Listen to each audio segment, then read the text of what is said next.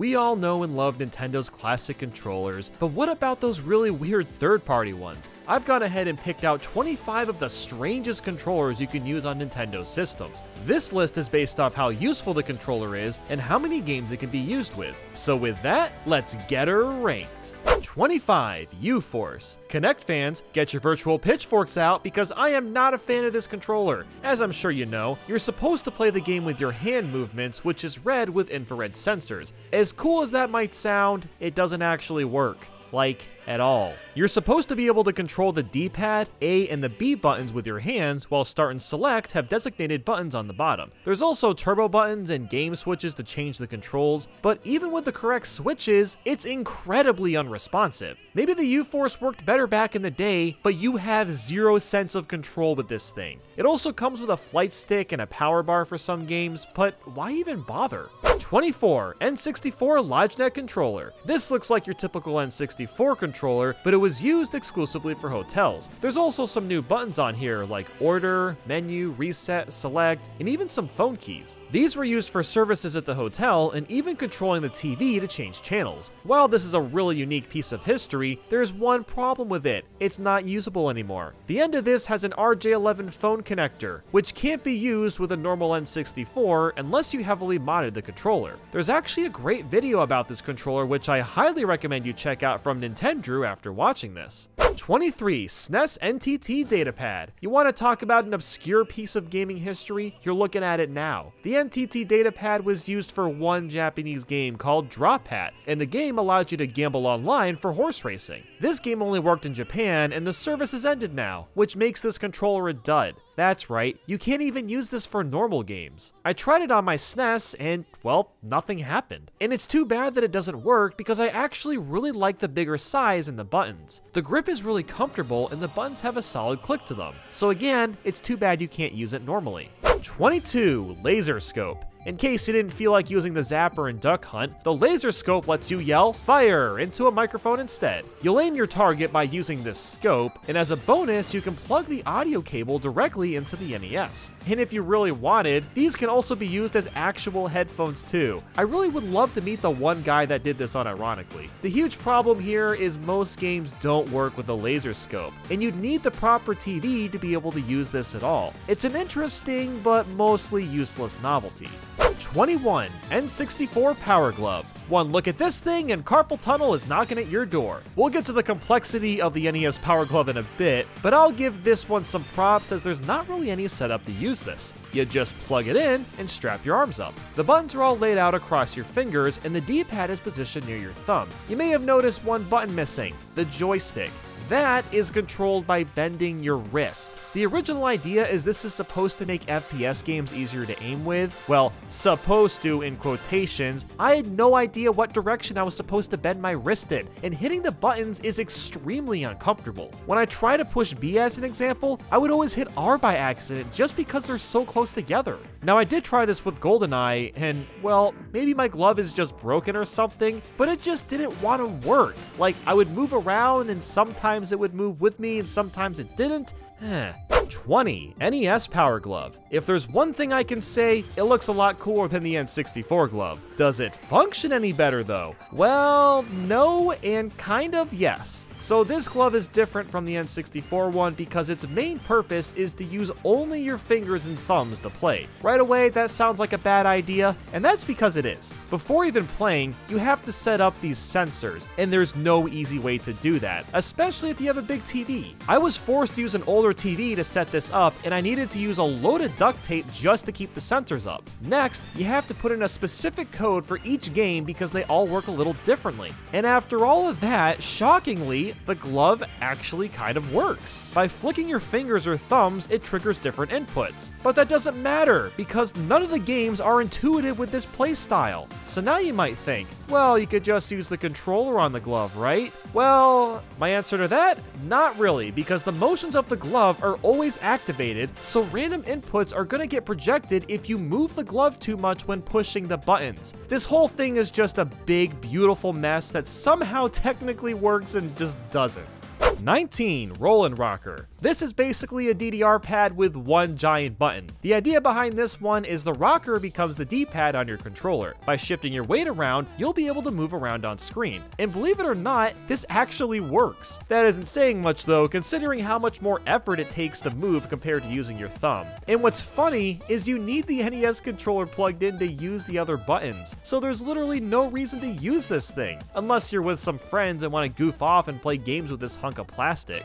18. Ultra Racer 64. The most impressive thing about this is they managed to cram all the N64 buttons into what's basically a glorified nunchuck. The main reason to own this is to improve racing games with this little wheel, and I do gotta say, it's surprisingly accurate and moves very fluidly. This felt on the outside helps a lot with gripping too. There's also a trigger on the back in which you push down for A and push up for B. All of this is fine, but there's not much of a way to move up and down, so you're really stuck with just racing games with this controller. And the D-pad buttons are way too tiny and barely usable. I mean, just look at this thing. It's just a big cluster of buttons. It's a Wii remote gone wrong. The Ultra Racer 64 is a neat idea and concept, but it's kind of unnecessary and doesn't really need to exist. 17. Miracle Piano. It certainly is a miracle that a full-fledged piano is compatible with the NES. This was a rather robust tool for learning how to play piano back in the day. Plus, the one game it works with has actual mini-games in it to make the learning more fun. The keys feel like your typical piano keys, and there's even options to change the volume and sounds. With all that said, it's really only good for one game, and the piano is pretty darn spendy. It originally retailed at $500. In 2019 with inflation, it would cost almost $1,000. 16. DDR Action Pad. It still trips me out that this was created for a Mario game. There's a lot of DDR pads out there, and this is one of the better ones. The material feels nice, it's fairly light and folds well, and the overall design looks pretty solid. The pad buttons are responsive too, as I had no issues with the controls or anything of that nature. While you can technically play other GameCube games with this, it doesn't have all the same inputs, so it's gonna be a little wonky or just straight up unplayable. It's really just for DDR Mario Mix, so that does limit its use, but it's perfect if you're craving that kind of game. 15. Quickshot Trackball. Here's an NES controller that's supposed to be used for trackball games like Marble Madness. So you'd expect this giant ball to move in 360 degrees, but it's just a joypad. You can push it around in 8 directions, and that's it. The A and B buttons are kind of cool. They're fairly large and fun to click, but this trackball is just horrible. There's suction cups on the bottom to try to prevent the controller from moving, but I found they suction pretty poorly. The Quickshot Trackball does work with every game, but there's so many better options out there. 14. Zoomer. Okay, so here we have a flight stick for the NES. The entire stick is the D-pad, and you can push and pull it to move up and down. The top of the stick has the A and B buttons, and you can also increase or decrease their sensitivity. And to my surprise, moving around with this was kind of comfortable and accurate, and the grips feel pretty good as well. Here's my question though, how many flight simulator games are there on the NES? Besides Top Gun, nothing else really comes to mind. The main issue is that this controller moves when you're trying to turn, which can be disorienting. There is suction cups to try to remedy that, but they just aren't strong enough. This seems like another silly controller that didn't need to be made, but at least it's something fun to bring out for parties. 13. Ultimate Superstick. Was this compressed NES Advantage truly ultimate? Well, kind of. I do like the way this looks. It kind of reminds me of a spaceship in a way. At first, I was confused why there was A and B buttons on both sides until I realized that they're accommodating for right and left hand players, which is pretty rare to see. The suction cups to keep this nailed down doesn't really work though. Although like I've been saying, it's probably just the age of this controller. My only true gripe with this is unfortunately the most important part, the joystick. It's way stiffer than it needs to be. It doesn't feel that great to move around with. I think people love the NES Advantage because the joystick is really fluid, and this is the complete opposite. 12. Guitar Hero Wii Controller. This is by far the most nostalgic third-party controller for me. Over a decade ago, music games were the big craze, and Guitar Hero 3 came to the Wii with this fancy guitar. It has 5 fret buttons, a strum bar, a whammy stick, as well as a joystick and a couple of buttons. There's multiple versions of this guitar, and people tend to prefer the Guitar Hero 3 and Guitar Hero 5 variants. These are by far some of the most durable controllers out there. I've rarely had issues with them besides the whammy bar breaking over several several years of use. The only true issue is that it's intent for Guitar Hero and Rock Band games only, and they don't really work for anything else. Despite its limited game selection, you could easily spend hundreds upon hundreds of hours playing and mastering all the songs out there.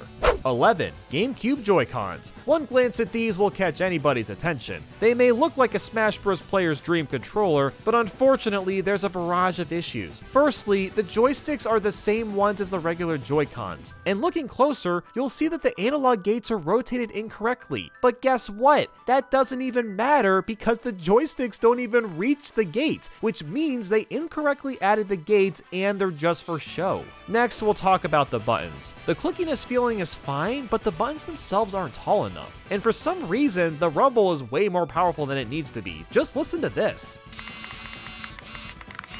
What the hell? Like, why is it so strong? Now, people love the pressure-sensitive shoulder buttons on the GameCube controller, but this doesn't have that at all. It's just basic buttons. I know I've criticized this controller a lot, so I will say that the D-pad is pretty decent, although not 100% responsive. And I do really like the ergonomics on the sides. They're definitely more comfortable to hold than the regular Joy-Cons. The addition of a charge port on the controllers is nice too, although they were put on the sides, which is a little weird, and they don't have a door to protect dust from getting in. And unlike most third-party controllers, it does have an NFC reader and motion controls. These GameCube Joy-Cons are an awesome idea. I just think they need to be tweaked and revised a bit. 10. Switch 8-bit Do Lite. If you ever missed the Virtual Boy's double D-pads, then this might be for you. This has to be the weirdest new controller out there. The battery life is around 18 hours, which isn't too bad, but it's also missing motion controls, rumble, and the NFC reader, so it's pretty bare bones on features. On the flip side, this is third party, so it works with a Switch as well as other devices that utilize Bluetooth. And it's pretty cheap, sitting at 25 bucks. This is meant primarily for 2D games only, and after trying things like Tetris 99, Celeste, and a few NES titles, the D-pads and buttons hold up really well. The controller is a bit on the small side, but my hands didn't really cramp up when playing. I will say though, the tiny ZL and ZR buttons are in a horrible spot and might cause cramping from long periods of play. Another downside is the L3 and R3 buttons. You push down on the D-pads to activate them, but it doesn't really work well and it's super clunky feeling too. 9. Super Pad Plus 64. This is by far the most awkward controller I've ever seen. The right side feels fine to hold, but the left is too big. Like, why is the scaling so different? The joystick is better than the original, but that isn't much competition to beat, and it feels a bit slippery. The analog gates are rotated wrong as well, although that didn't really impact gameplay at all. The buttons feel really nice though, and the D-pad is pretty solid too. There's also a slow and auto button if you ever wanted to use those. I am so conflicted on the Super Pad Plus 64 because it functions better than the original N64 one, but it also goes out of its way to be shaped so bizarrely for no good reason. 8. N64 Arcade Shark. Every console gets some sort of arcade controller. Here's the N64's. Now, the one that I have is honestly in really bad shape. The D-pad is almost torn out of place, and some of the buttons have stickers that say, "Winning is everything." It's not, but okay. Even though my controller has been heavily used, it still works pretty well. The buttons have a satisfying click to them, the joystick movement is very fluid, and there's also a slow and auto button. You can even hook up a rumble pack on the top, which is super weird, but pretty neat. The best feature of the Arcade Shark is that you can interchange the joystick by simply unscrewing it. If you're into fighting games and can find a well-kept-up Arcade Shark, this might actually be worth picking up. 7. RE4 Chainsaw Controller. You know you've got a good game when an entire controller is created for it. I technically have the PS2 one and not the GameCube one, but they're very similar outside of the plastic coloring and the button placement. While this looks like a mess, it's actually somewhat comfortable to play games with. The main face buttons are right on the front with the joysticks, and R1 and L1 are attached to both of the handles. The only bad button placement is R2 and L2 just because they're so far away from everything else. Here's something really cool about this controller though. It has 2 pause buttons. There's this one that's a normal button, and this is the second one.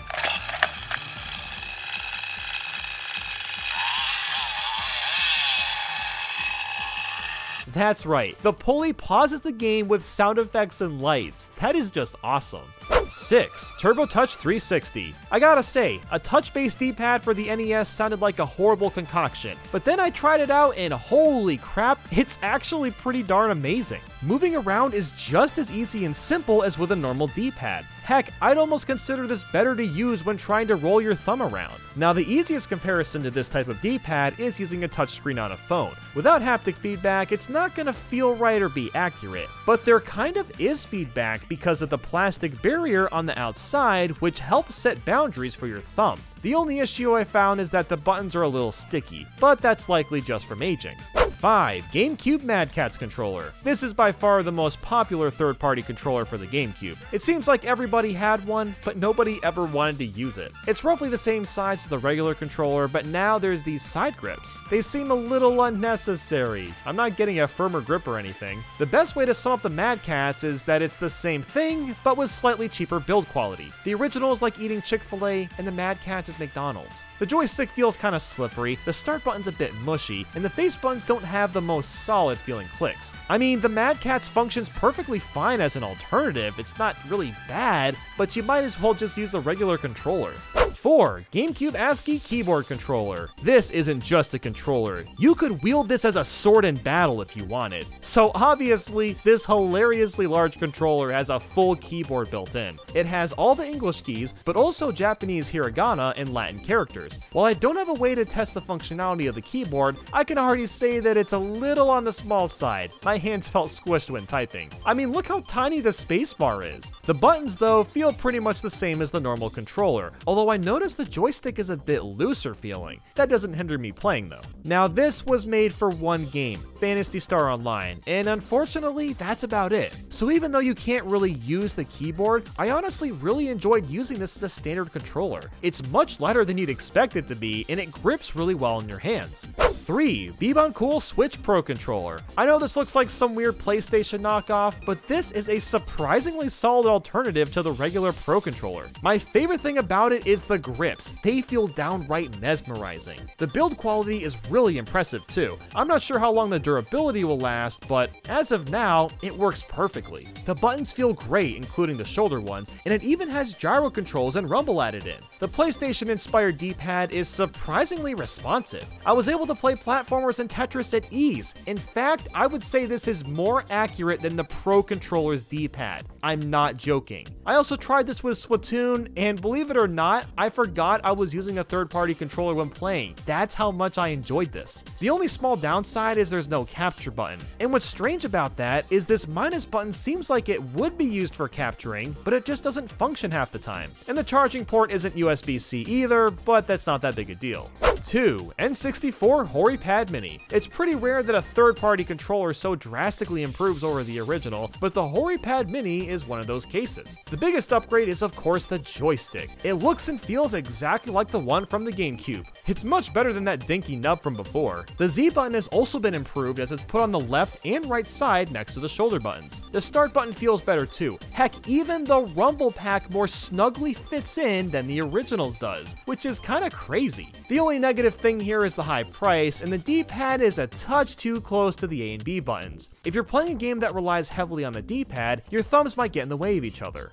And 1. Kullander Wii U Pro controller. While it's not the most interesting looking controller from this video, it's by far the most functional. The design is identical to the regular Wii U Pro controller outside of a few differences. When rotating the joysticks, they feel a smidge rougher and not as smooth. The buttons also feel a touch more mushy, but honestly, you don't even notice these differences when playing. Everything functions flawlessly. I actually prefer the sync button on the Kullander because it pops out a little bit more, making it a bit easier to press, but it still won't get pushed accidentally. If you aren't interested in owning authentic controllers, I'd highly recommend getting this over Nintendo's because it's a little bit cheaper.